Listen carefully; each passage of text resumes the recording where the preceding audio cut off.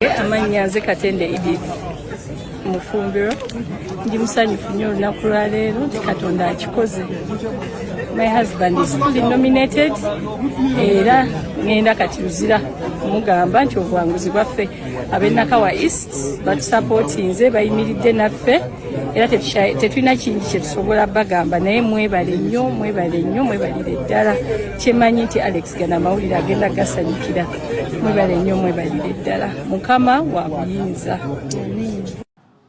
Omukulu Gerard Kamera ambozeza nti kati waiswa Mufumbiro anavaayo mukomera aziike ku mukyala we tekirisoboka tekiribaawo tekisoboka. Lwaki nkulaga bwentyo? Akusiba ayagala olumwe. Ekigendererwa kyakusiba kukulumya. Gy'okoma okulumwa lyessanyu lye. Akimanyi bulungi nti okufiirwa olumiddwa. Naye ate kijja kuluma nnyo nga tosobodde na kumukubako liiso oluvannyuma. So the ultimate prize eyo akusiba kukulumya. Kati bwe kubanga okukulumya ebiseera bisinga ffe ng'Abafirika w'ofiirwa n'oziika ku muntu okukkakkana omutima, because at the end of the day kye kintu kye tugatta abagagga abaavu abasiru ffenna tujja kufa. Okitegeera? Era omuntu asobola okugamba gundi yabula senga namuziikako. Waliwo obula nakkiriza nti wabula toliiko bijja. Naye kumbula gy'obuzemu olina okuba wafa ng'emyaka giyitidde ddala. Naye obulumi obubeerawo ogamba senga omuntu wange namuziikako. Kyobola bw'oli otwala omuntu we agamba kale mumutute mulamu, kale wakiri mumpe omulambo nguziikeko. Kati intention y'okulumya kwe kukamamu obulumi obusembayo kugumba. So okugaana okuziika kye kimu ku bibonerezo. Okugaana okujjanjaba n'omanya nti ndi mukomera mukyala wange mulwadde, abaana balya ki, kati afudde ani agenda osasula ennyumba. Ebyo byonna ayagala bikube mu mutwe obulumi bukutuukeko. Okolenga ekizampo kye kiragambye nti system eba nsanyufu. Okolenga ekizampo eri abalala.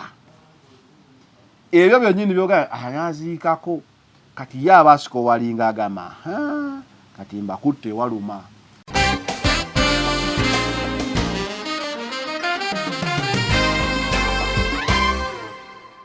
أعوذ بالله من الشيطان الرجيم بسم الله الرحمن الرحيم السلام عليكم ورحمة الله تعالى وبركاته. Nze Haji Yasin Kiza omusomi w'eddua nkola ku misango bula ly'abaana gwa yalimu okuzaala abonaabona anoonyeza obufumbo n'obutambulamu emirundi gyonna akaabya obwavu atalina mulimu ebizibu eby'amaka eby'emmaali omukisa yagenda e Bulaayi okukola toyina mirembe toyina mirimu nsangibwa Lugalambo ku lw'ejjinja osobola okukuba ku nnamba ezo ali ewala osobola oyita ku WhatsApp ku namba zange ezo z'olaba ku sikulini yo. Ekifuba kikulemeddeko kikusiiwa kiraakira tekikutuka obussa bubi naawe alina ssenyiga nga takuggwako kozesa Lugave Cough and Flu Syrup. Ate gwalumizibwa alusazi nga zikuyisa bubi ofuna ekikeeto oba gaasi mu lubuto gwekozesa Lugave Alusa Syrup musange mu pharmacy ne drug shops zonna lyakakasibwa National Drug Authority. Focus 360 the final channel kwoli nga bulijjo tubeerawo kubanga tuwa updates ez'enjawulo analysis ez'omulembe era nga buli wondaba obwomu omanya it is from my point of view wetusinziira okubeera nga tulaba ensonga okusinziira ku side nga nze zenzirabyemu ate awo comment section nebanzigule okubeera nga gwe ompa ngeri ki gy'olabyemu endowooza yange oba naawe nompa neyiyo. Nga bulijjo tubatuusibwa Haji Yasin Kiza musomi wa ddua gwalina ebizibu ebyenjawulo naawe osobola omukubirako ku namba y'essimu gy'olaba wansi awo nobeera ng'osobola okubeera nga ddala mu butuufu oyambibwa mu ngeri emu oba endala ng'akusomera ku ddua.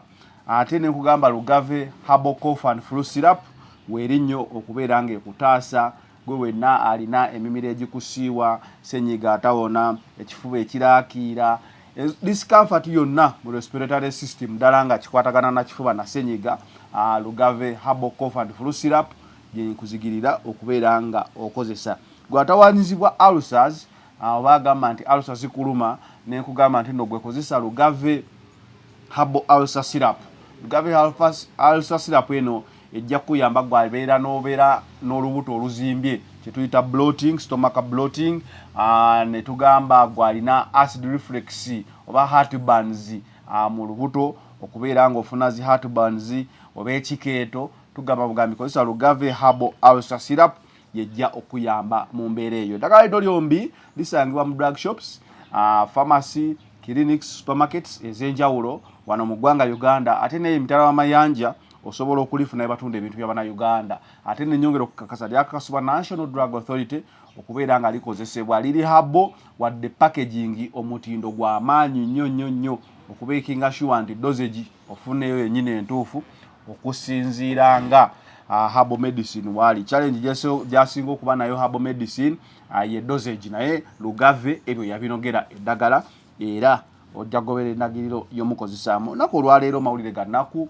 Waiswa Mufumbiro mukyala we afudde oluvannyuma lw'akabanga ng'abadde alwanagana ne kansa. Waiswa Mufumbiro ono gwe twogerako olunaku olwaleero akyali mu nkomyo eruzira Upper Prison era nga kigambibwa yakwatibwa ku misango gy'oyinza okubeera ng'ogamba nti egimu girabika nga mijeeteke, emirala simanyi kuba bagamba bamukwata nga yali omu ku abo abakola drill parade omujijjukira, kyokka ate era ebintu bannaye tebimanye ennyumba mbi.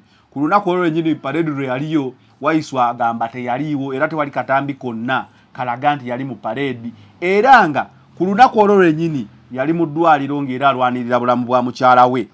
Mukyala we era gwe yali anwanirira ng'amututte mu ddwaliro. So olunaku olwaleero omukyala ono okufa ng'omusango ogwatwala omusajja mu kkomera bagamba yali drilling, unlawful drilling, kyokka ate nga yali mu ddwaliro ng'ajjanjaba mukyala we. Naye gye gimu ku misango gye bamuteekako era ogwamukwasiza ddala okusooka, bazze bongerako emisango egy'enjawulo, naye nga unlawful drilling ye yatwalisa Waiswa Mufumbira. Era ku ogwo omulundi lwavaayo n'annyonnyola, because musajja Yesu abantu ffenna tulina obuzibu bwaffe, naye ku ogwo gwennyini omulundi bw'avaayo n'annyonnyola nti wadde bamunoonya naye ye ku omusango gwe bamuvunaana ogwa unlawful drilling yali atutte mukyala mu ddwaliro, era n'avaayo n'alaga nti mukyala we abatolinga kansa. Tugenza okukya olunaku lwaleero, zibadde ssaawa nga 9 ogw'ekiro okusinziira ku ba reportinga, omukyala n'aba ng'avudde mu bulamu bw'ensi eno.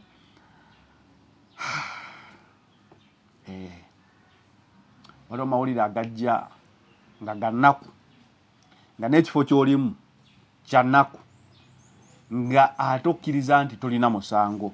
I can't imagine Waiswa Mufumbiro kyayitamu. Kwa musajja ono olw'akatambi ke nafunako, kampeyini nga zitandika, omukyala yavaayo n'ayogera n'agamba agenda mu kkomera alabe omwagalwa we amubuulire nti munnaye wayiseemu. Amannya nze Katende Edith Mufumbiro, ndi musanyufu nnyo olunaku lwaleero nti Katonda akikoze. My husband is fully nominated era ngenda kati luzira mugamba nti obuwanguzi bwaffe ab'Nakawa East batusapootinze, bayimiridde naffe era tetulina kingi kye tusobola bagamba, naye mwebale nnyo mwebalire ddala. Kyemanyi nti Alex gana amawulire agenda gasanyukira. Mwebale nnyo mwebalire ddala, Mukama wa buyinza. Olaba awo nomination nga Waiswa Mufumbira, jukira waliwo quotation, ana nominatingibwa mu kaluka n'akawedde tanominatingibwe kuba yali mu kkomera. Bino byonna nga bigenda mu maaso, Katonda mulungi n'amuyamba n'anominatingibwa, era omukyala nga bagamba genda mutegeeze mu kkomera gy'ali ky'obuwanguzi bwaffe. Yesu wala aka video omanyi ndabyeko abalwadde ba kansa. Kansa alimu ng'engeri y'omusujja. Waliwo omuntu wabeera nga amizoba painkiller ng'olaba alina obulumi naye ng'ayogera bulungi, then waliwo time watuuka n'atabuka. Kati olaba kano ka video mukyala Waiswa yali ayogera ng'oyinza olowooza nti maybe alikavalize, okitegeera nga nnyonnyola genda mu kkomera, omwami mugambe era obubaka buno. Era ffenna tukkiriza nti Waiswa mu baali bavuganya sayidi eyo yali w'amaanyi nnyo, because bwebakubuuza eyawangula yaliwo kedda naye tetwamulabako wadde mu campaign twamuwulira nga bamulangiridde nti awangudde. Omulala gwe yali avuganya Kabaziguluka FDC eyo yali enafuwa politikale. So Waiswa yali awo nga olaba Joel Ssenyonyi.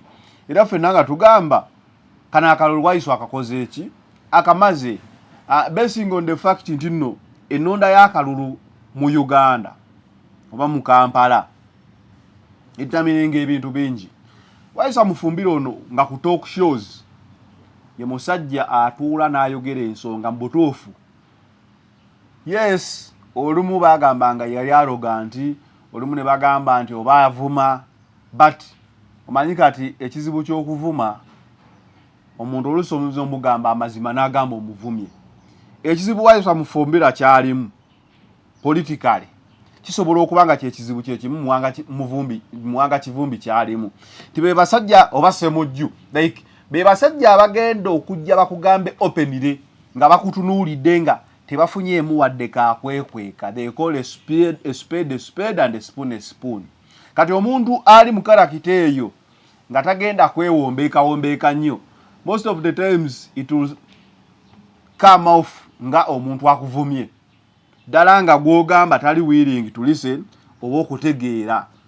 So oluusi asobola okugamba munayo oli musiru naye nga mutuufu oyogedde ebyekisiru nga yekiyuka kyabadde asobola okugamba naye bwakukigamba ng'ogamba omulaba avumye obusiru naye nga naawe owulira ddala oyogedde obusiru era nga bakuba akatambi emabega oyogedde kya busiru. So Waiswa yali ng'omuntu oyo asobola okwatulira omuntu maaso ku maaso.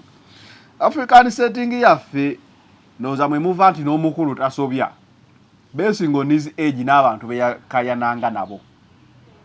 I believe they were born to crash. Nti abantu abamu bavaayo ne bakukubulira ekituufu nga bwe kirina okubeera. Kati Waiswa mu politics y'omu ku musajja abadde akola ekyo ekintu kyensuubira nti kyekyasinga okumuviirako obuzibu. Nti omuntu akubuulira ku talk show ozimu ku TV ne bamustoppinga, ezimu ne bakola ki nga n'abantu boogenda okumukyaza naye bamutya olw'ekyo. So buli wobeera mu position eyo wano mu Africa omuntu osobola omusinga ku debate wali n'ayiyayo akantu waba akugattira. So I believe Waiswa ali ku political witch hunt nti byonna bye bamwogerako byali nga ekyaddala si musango.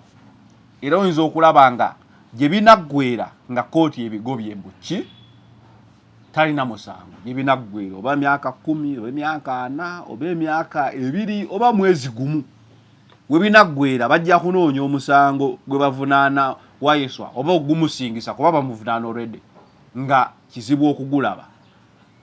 Naye politics waliwo strings z'olinnyako abantu ne bakusikira amapeesa ne babeera nga bamanyi bulungi nti tebalina musango mu butongole gwe bakuvunaana but baliwo okukubonereza. I feel Waiswa ali ku kibonerezo kyakubeera nti yavaayo n'ayogera amazima, yavaayo n'ayogera nga teyeetiriridde, yavaayo n'ayogera mu lwatu. So be bantu abamu bootunanga bagambe yakoze musango ki amutaddeko ogwa mmadda bamutaddeko naye ngoya bamutaddeko.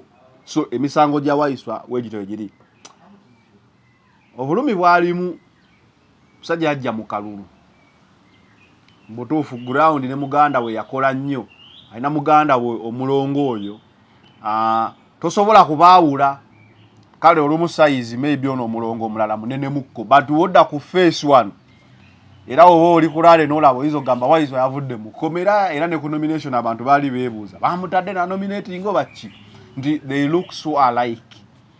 Bakola buli kimu ekiwanguza akalulu buli kimu era nga akalulu bw'obaali obala akalulu kaali ku saidi yaabwe.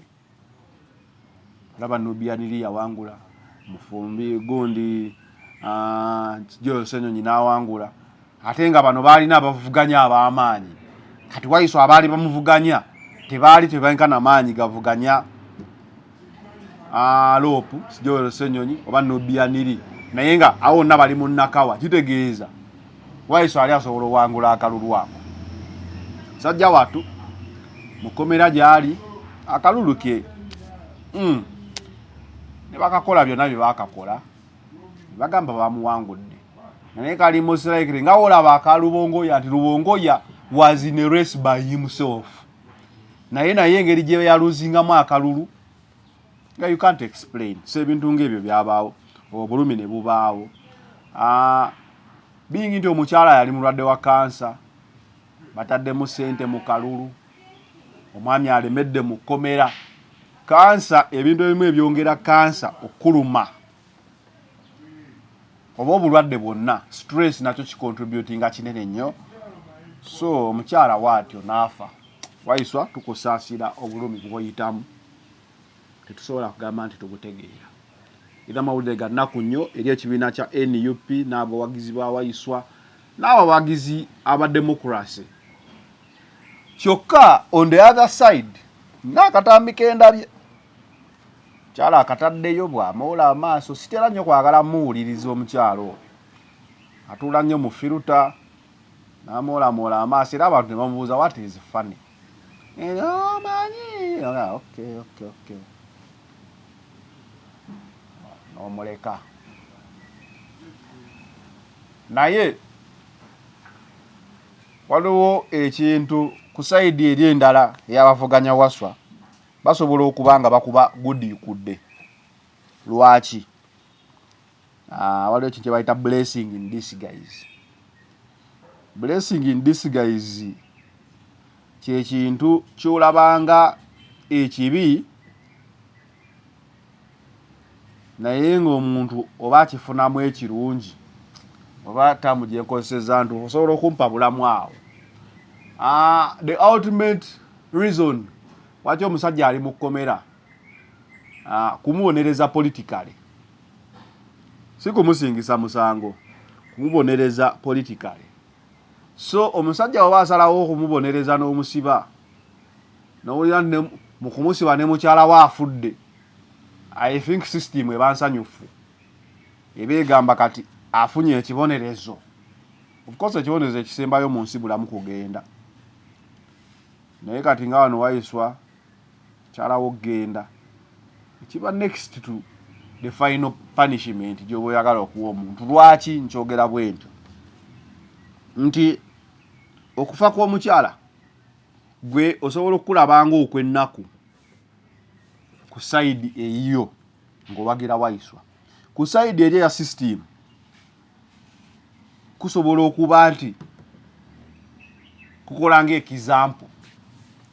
Ndi kati ojja kusanga abakyala bangi ng'agamba mwami we wandivudde mu bintu ebyo, ebintu ebyo si birungi, ojja kufooleka abaana, ojja kunkubya pressure ndesa abaana. Kati yo system eba efunamu awo. Ndi essaawa eno wogenda ku famire ya Kibalama, Kibalama yabulawo. Si eyo Kibalama yabula, Kibalama yabulawo. Mukazi we n'afiira mu kiyigo. Of course ebintu ng'ebya pressure, stress, depression okitegeera embeera. Kati mu famire ya Kibalama ojja kusanga nga waliwo etteeka eritali liwandiike eri abaana n'abazzukulu, temwetabanga mu byobufuzi. Kitammwe yayita awo, mama mmwe yafa ebyo.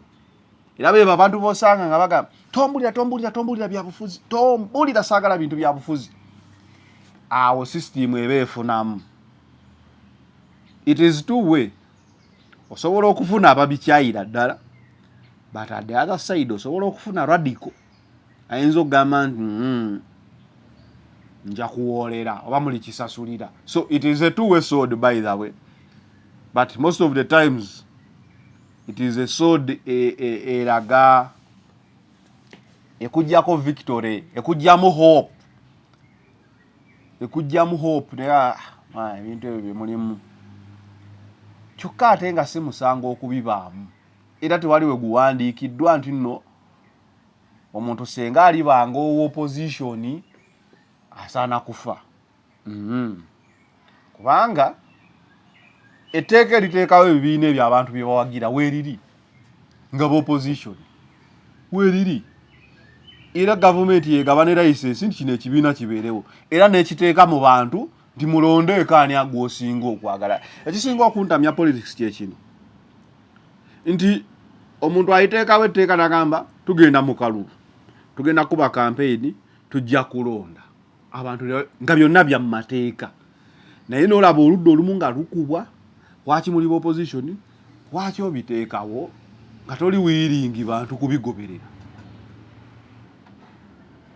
Oba otegera kye ŋŋamba ti gwe obiteekawo n'oteekawo n'omusaala n'oteekawo ne ssente z'obwekibiina ate abawagizi abakiwagira ne babeera abalabebu kkiriza bukkiriza nti munnaaye tebategedde ensonga yange bategedde yakiri ekibiina bategedde yakino bategedde yakino. Njagala nnyo politics abenga omupiira ndi omupiira tiimu zibaamu abiri n'abawagizi ba Arsenal abamanyi aba Chelsea abamanyi City naye ne tiimu kyesembye wansi Wolves naye ekisawe kyawe kijjula era abaasero tebasobola kugamba tugenda kusamba Wolves nti eyo yo terina nasamba nayo banamba lujega ejja n'ekusuula amaliri. The spirit of sports ekkiriza nti you can only be a victor with opponent ndi mukuvuganya mu sports spirit esinga opponent ye asset esinga.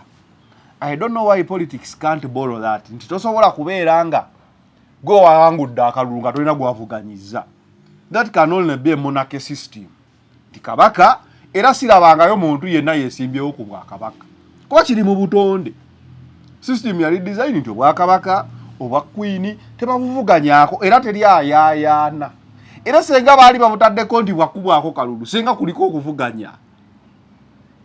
So I feel so hard okulaba ebintu nga babisomesa abantu bakugamba you have a choice, you have a right, you have this byonna byonna bazo bigamba omuntu ate omuntu wateeka exercise ye mu practice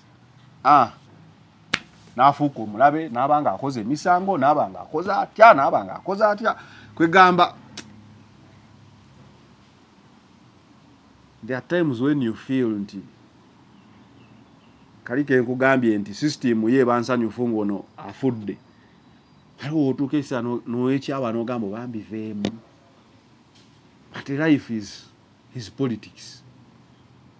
Tosobola kugamba nti obiveemu kuba n'oba tobiriimu era nabyo bikulumba. Muganda wange atayingira mu politics atakuba kalulu we bayisa omusolo oguwa kyenkanyinga oli eyagendamu kyenkanyinga eyakugwagira essaawa eno bateekako omusolo emisolo gizze tewaliiwo bizinesi yonna gye bakubuuza owagira kibiina ki kale mulimu bali abakuba essimu ne bamuweevingirako but those are few. The largest number we get the equal share of every law eyisibwa ba politicians. Kyokka olumu n'olaba ab'oppositioninga they benefit more actually than abawagira system yennyini abamu. So omusalawo nga bino ebintu kambyewale bino ebintu sigenda byo. A'udhu billahi minash shaitani rajim. Bismillahir rahmanir rahim. Assalamu alaikum wa rahmatullahi ta'ala wa barakatuh. Nze Haji Yasin Kiza omusomi w'eddua nkola ku misango bula ly'abaana gwa yalimu okuzaala abonaabona anoonyeza obufumbo n'obutambulamu emirundi gyonna akaabya obwavu atalina mulimu ebizibu eby'amaka eby'emmaali omukisa yagenda ebulaayo okukola toyina mirembe toyina mirimu nsangibwa lugalambu kuba ejjinja osobola okukuba ku namba ezo ali ewala osobola oyita ku WhatsApp ku namba zange ezo zolaba ku screen yo. But we have come a long way era step by step maybe tusobola okutuuka we twagala. Democracy naye akula bukuzi.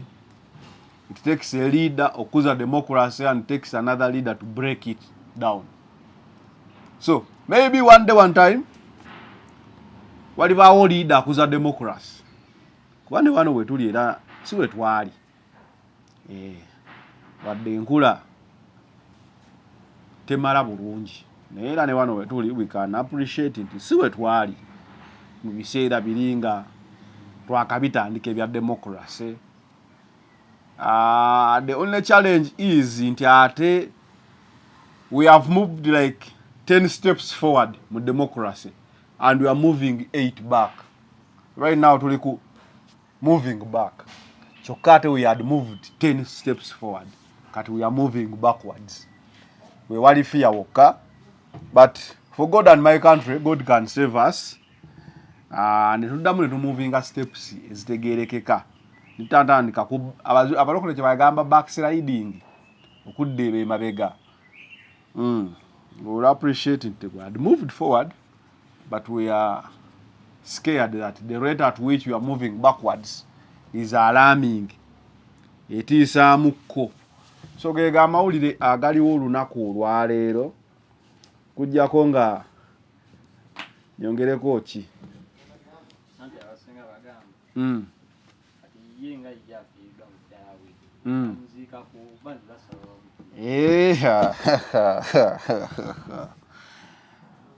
omukulu Gerard Camera ambozeza nti kati waiswa mufumbiro anavaayo mukomera aziike ku mukyala we tekirisoboka tekiribaawo tekisoboka.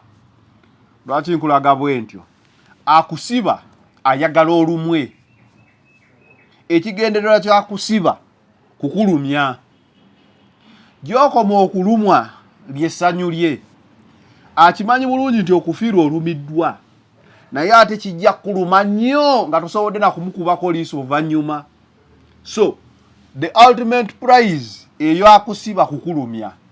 Kati bwe kubanga okukulumya ebiseera bisinga ffe ng'Abafirika w'ofiirwa n'oziika ku muntu okkakkana omutima, because at the end of the day kye kintu kye tugatta abagagga abaavu abasiru ffenna tujja kufa. Okitegeera? Era omuntu asobola okugamba gundi yabula senga namuziikako. Waliwo obula nakkiriza nti wabula toliiko bijja, naye kumbula gy'obuzemu olina okuba wafa ng'emyaka giyitidde ddala. Naye obulumi obubeerawo ogamba senga omuntu wange namuziikako. Kyobalaba oli otwala omuntu we agamba kale mumutute mulamu, kale wakiri mumpe omulambo nguziikeko. Kati intention y'okulumya kwe kukamamu obulumi obusembayo kugumba. So okugaana okuziika kye kimu ku bibonerezo. Okugaana okujjanjaba n'omanya nti ndi mukomera mukyala wange mulwadde, abaana balyaki, kati afudde ani agenda osasula ennyumba. Ebyo byonna ayagala bikube mu mutwe obulumi bukutuukeko. Okolenga ekizampo kye kiragambye nti system eba nsanyufu. Okolenga ekizampo eri abalala. Ebyo byonnyini byogamba ayaziikako, kati ye abaasiko walinga agamba kati mbakutte waluma. Kati woogera mu bintu nga mukyala agamba munnaayo naye gundi teyaziika na ku mukyala we. Landiroodi agambe bannaayo batonazimba kayumba agambe bannaayo kati omuntu kaafudde ate oli ali mu kkomera ebintu mwandibijjeemu tebabibba. Ye eryo lyonna liba ssanyu lya system. Okitegeera? Kuwulira nti ekutuusize ewaluma. Omuntu aba agenda okuwa ekibonerezo takuwangako kibonerezo nti oleme kulumwa nnyo. Era tekibangawo simanyi mu mateeka ga prison oba kyali kibaddewokko, kuba ekituufu kiri nti wayiswa si yeyeka asoose okufiirwa omukyala ng'ali mu kkomera. Bantu bangi bafiiriddwa bakyala baabwe, baana baabwe, bamaama baabwe nga bali mu kkomera. Era osanga omusibe katugambe bamusibira emyaka 23 bw'avaayo olumba gamba banaye temumbikire ekkomera lijja mugiga nnyo. Agenda ovaayo abuuza gundi aliwa? Gundi yafa. Ate gundi oyo yafa. Ate omukyala oyo yagenda. Ate omwana oyo naye bamusiba. Waliwo omusiba aba mu kkomera n'afuluma ne bamugamba ate munaye gwe okufuluma ate abaana nabo babasiba. Oba kitegeera? Ekkomera liriwo kukulumya. Wadde bakugamba ekkomera liriwo kukushepinga. The truth is nti likushepingisa bulumi. Ekkomera libeerawo kushepingisa bulumi. So abadde balowooza nti Waiswa anaavaayo aziike ku mukyala we tekisoboka. Anti era mukulu w'Ekaito anti Ekaito mukulu w'obyomulungu ajja yimirirawo. Kati okukwegumya ekituufu kiri nti tekisoboka.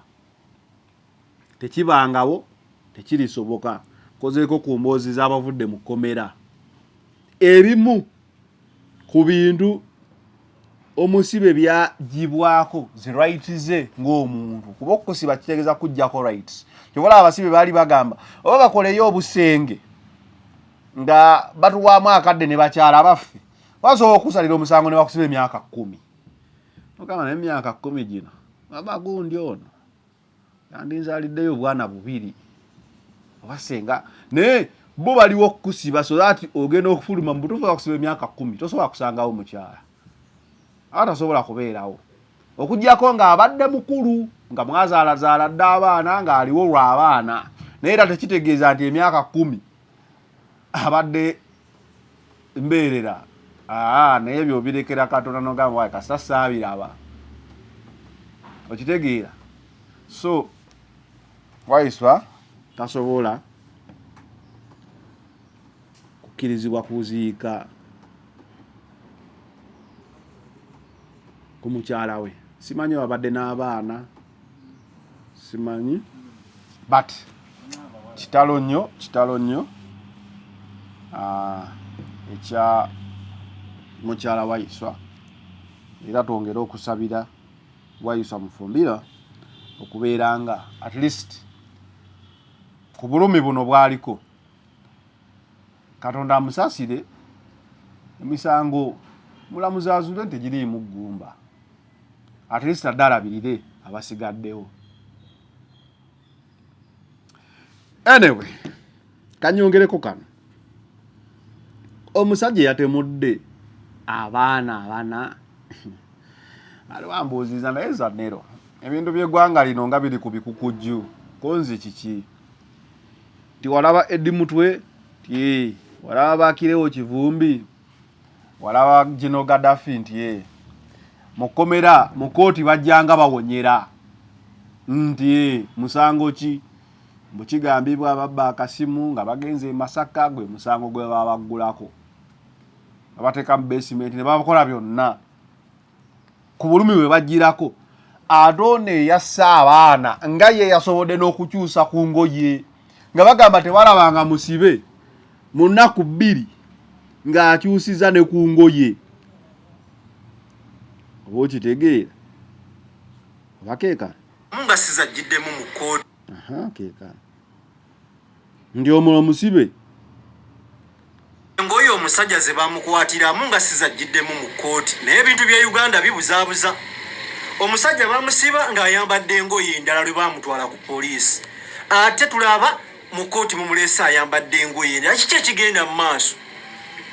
N'ebintu sibitegeera wabula sibitegeera. Twetaaga justice, twetaaga otegeera ensonga eno.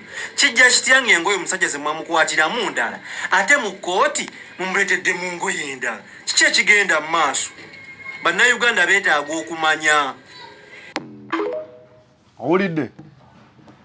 Omusibe yassa abaana 4. Bamukwata yataddirwa 6. Tubadde mu Easter wa. Tewannayita nnaku 4. Naye already oba Sande oba Lwamukaaga already omusibe yakyusizza dda n'engoyi. Akasaati ke yafumitiramu abaana katazena mu bituraka. Kitegeeza ki? Ono omusibe abantu be babeera bamuleetedde engoyi. Kitegeera? Abantu be bamuleetedde engoye. Stories zitambulira ku musibe nti sebo omusibe yalina mu America. Yali ali mu America ku kyeyo. Musibe yagambye amanyi oluzungu. Musibe twagenza okulaba nga bagamba ate eno KCC yesoose alina gye yakolako edda 2017-2018 nalabye ku Vic exclusive awo nga yatta omwana bwana amateeka we gakwewuunyisa nti etteeka buli w'olibendinga n'olireka ne ligenda omuntu asse omuntu tasobola kutta omu kasita omuntu atta omuntu talitta omu. It can't happen. Teri muntu yali asse muntu ne bagamba yatta gundi n'alekera awo. Omuzimu guba gumwambadde. Omuntu asse omuntu talina kuteebwa. Waatasibwa life aba waakalabba. Kuba omuzimu gumubeerako guba gujja mukozesa okutta abalala waakiri paka waalikola ki? Waalikwatibwa nagwo mu kunoonya justice waagwo. Yatta mwana gwamuvuga paka ku baana bana kati yo ogugwo ogubadde gumutuma gwakutta baana kati ne bana abana twadaliza okuwulira ebiboozi ebiyinza okufaananeko nga biri bye yakola okusooka ne bamuta mbu mulalu bwagwa eddalu. Omulalu wakola omusango kuba ate ekizibu ekiriwo nti omulalu tawoza mu kooti. Nene kibangako nti omulalu wadde tawoza mu kooti mbu tasibwa. Okusibwa manyi n'olugero lwe ngamba nti omutamiivu tabaagambwa. Omutamiivu waakwata omukazi oba watta omuntu tumuggulako omusango n'omutamiivu yenkanankana n'omulalu. Si bwe kiri? Baba bonna tebategeera. Obwongo bubeete bukola ki? Wadde omutamiivu ategeera ayinza okufuka mu bbaala. Gwe oba otegeera bulungi osobola okufuka mu bbaala ng'omanyi toyi gyeri. Kifuka kitegeera ekitamiivu nga kikola bukozi fujjo. Nze omutamiivu mulabira ddala ng'omulalu. Bwe ndaba omutamiivu ngamba mulalu. Era y'ensonga lwaki ebintu by'okunywanywa ebintu sibigenda nnyo. Ekifaananyi kye nina ku mutamiivu ng'omuntu atamidde kibi nnyo. Ndabira ddala omulalu. Naye bagamba omutamiivu tabaagambwa. Tukkiriza nti omulalu aba mulalu tasobola kuwoza mu kkooti kuba batajjukira kye yayogedde naye ono omulalu. Omulalu yategeera atya? Ate obulalu tekitegeeza nti kuba aliko omulalu kitegeeza oli mulalu forever. Obulalu bulwadde obusobola okuwona. Ne buddamu ne butuuka nga olaba omusujja nti waliwo oyinza okusanga nga nina omusujja. Ne wayitawo emyaka 3 nga teguzzeemu kunnuma. Ne guddamu ne gunnuma. Kati n'obulalu bwe butyo. Bw'obanga olinako medical kale busobola okuba buttuse. Naye omulalu mbu oba yavaawa n'agenda ku ssomero ne bamugamba n'olunaku olwokuna lwakuna n'amala n'ajja n'adda ku lwokuna n'ateeka ne ssente ku ssimu n'asasula. Obulalu nga bw'abadde organized buno. Twandisuubidde nti omulalu wajja n'agamba njagala wewe wano ekyokulya bikino nga agenda ojja kudda ku lwokutaano. Asobola obutadda oba okudda ku Mande oba Saturday. Neno omuntu n'amaakinga n'olunaku lwagenda okudda. Nze mba sikyasobola kukkiriza nti mulalu. President Museveni yavuddeyo n'agamba kooti y'omulalu ono etwalibwe awozesebwe gye yakoze emisango. Ekintu ekyo kirungi nti abantu mu kitundu bwe bakozeeko emisango ne bawulira ne bakulabako naawe n'obafeesinga. Kibadde nga kikola mu kooti z'amagye. Senga omusirikale akuba amasasi kyo olaba ebyo byakendeera. Senga omusirikale atta omuntu wa bulijjo ng'akubye amasasi mu kitundu. Baakolanga ekintu ky'okumutwala mu kitundu ekyo mwakoledde omusango ne bamuwozesezaawo. Kooti y'amagye ne gyetuulaawo n'eguwoza nga teri wadde abantu ne bawulira buli kimu ekyabaddewo era nga teri agunnyuka ogwo. Kyayamba okuteeka discipline mu magye. I think ne bana abantu abakola ebikolobero bino ebinene balina okukimanya nti balina kuwozesa mu bantu b'omu kitundu mwe bakoledde ekintu ekyo ekinene. Si bya kuteeka mu kooti Kampala okoza omusango Arua bakuteeka Kampala bakutaddewo. Beera wali ku ground memories zo zibenga zikomawo bulungi nga n'abantu bennyini b'okusobezaako obalabako mulala okukyusa engoye mulala ikava mu family ng'eriko kalekaleko naye ekintu ekiri ku family ezo ezirimu kalekaleko nazo zirina sayansi waazo ssebo ekyo kimanyi family ezo eva mubaamuko omuntu ali ezitagatta bulungi singa weegendereza family ezo eziri obulungi kizibu okusanga family eri obulungi ennyo nga teriimu muntu oyo abamu bagamba byambu kubanze siva mu family ennungi naye mpulira banyumya mu family ennungi era mubeeramu omulema empewo gwe zigongobaza zibaamu alina obuzibu ne waya like family ennungi ziba n'abantu abo era baba babagala nnyo gunda muleke oyo alimu ebyobugagga bya family oyo gwe atuddeko buli kimu biri nnyo mu family eziri obulungi byenjogera sibirinaako bukakafu naye mpulira ate nange wezitunaye kuba musikaani bwe nti mubali obulungi olumu incident sezo zikola ki abantu we batyo gye bali simanyi oba kintu kya bufirika oba kyaki ky'omukisa omulungi siba mu family eri bulungi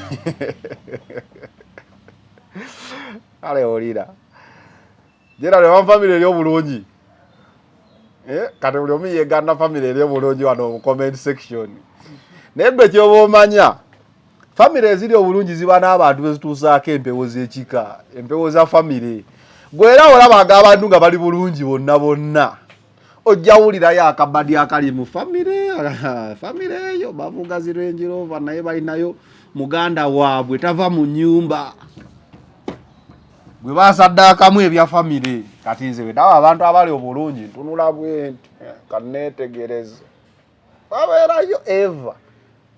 I have no scientific proof but I have story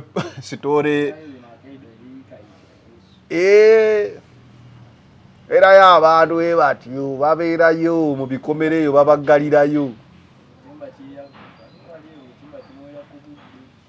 nga bamulabirira Gerard naye yaziwulirako emboozi eno abeerayo abatulukuka endusu abakolaki bibeeramu mu family eziri obulungi abavaako waya agamba gundi no yatabuse nga bamukuuma kati olaba family eno nga omusibe yakyusiza dde engoye nga kati nungi ojja kugamba kati kadi zavuddeyo ddaawo yabadde mulalu omwana wange namusindika mu Amerika nenkola bwenti twetaaga okulaba kuba nanyini muntu ono kale tubalabeko tugambe mwebale kugulira ekizibu si kya ono kuba nti alina obuzibu ekizibu incident eyasooka weba yagenda unpunished oba they bought a way out it is the same oba it is the cause of this problem that we can't allow the same to happen. Omuntu ne waba alina ekizibu ku mutwe tukkiriza nti oba bulwadde naye you can't be a danger to society. Kwa kati lero wasaze bana tukkiriza tutya nti bwe bakota ku ludo kuba olina ekizibu tote y'omunaana obe 10 kati y'omutwe gwe wabanga embozi zino ntuufu mbu yatta omwana omuto kati ono ye abaana bonna omuzimu egimuliko gyakutta abaana era ye bamuteera ajja kufunayo abalala ate ekituufu endabiko omukulu gy'alabikamu alaga nti tali oke ali skini engoye omusajja ze bamukwatiramu nga jozi ziguddemu ngera omuntu alina ekizibu okusinziira nti ali mu Amerika ne bamudipootinga. Ekifuba kikulemeddeko kikusiiwa kiraakira tekikutuka obussa bubi naawe alina ssenyiga nga takugwako kozesa Lugave Cough and Flu Syrup ate gwe alumizibwa alusazi nga zikuyisa bubi ofuna ekikeeto oba gaasi mu lubuto gwe kozesa Lugave Alusa Syrup musange mu pharmacy ne drug shops zonna lyakakasibwa National Drug Authority. Olaba akatambi alinga aliko ebyewaabwe naye yagamba tannakola ku musango ne leero bamukomezaawo mu kooti e Makindi Nate president yagambye bamutwale gye yazizza omusango. Lwaki abalamuzi baagala okugwozesa mu kkooti batyayo genda wali eggaba oba najjamala bamutwalewo. President yagadde miliyoni 10 eri abazadde bano zibayambeko mu kuziika n'okubakubiza n'okubawa amabugo. Abamu bakirabye ng'ekibi but I can understand nti oba bawadde oba tebabawadde abaana tebakyasobola kudda ate nga bali mu mbeera nti abantu abo okusinziira no banyonyodde dekeya eno dekeya size zino dekeya ez'amaanyi ezisasula ssente eno ebadde mu ngeri ya NGO eyambako abazadde naye nga tebalina busobozi bulabirira baana okubawummuzaako awo bagende beeyiye. Kitegeeza obukadde buno olwedde 10 ayenda gamba bujja bayambako okwongera okwekulaakulanya ate nekitunulamu nga ababa batunze abaana baabwe. Anyway, endaba yange kadde 10 buno babadde babusaana kuba ekituufu tebali bulungi ate mabugo. Whatever the case, the best solution would be to prevent this man from getting out of prison nga yali asibiddwako okutaasa obulamu bwabwe. But tulina n'okuddayo ku musango ogwasooka kuba nalabye omukyalo oyo ng'ayogera. Poliisi yeye etunyonyola ensonga zino zaalema zitya okutuuka mu kkooti. Ani yazanyira mu fayiro oyo naye tumugatte kweno fayiro yaba yaviiriddeko bano okufa waba taata oba famire yagulirira nabo tubagatteko kuba yali assoomu kati bana be bantu 5 yali asobola okukoma ku omu kati wano 5. So yensonga tugitunulemu. Anyway, nawulidde nti Luwiraiti bazeemu ne bamukwata ku misango emirala egy'eggaali but anyway mawulire ga nnaku kitalo nnyo ekyawayiswa tetugenda sukkawo wano olunaku olwaleero. This is the final channel. Be in the know. We out.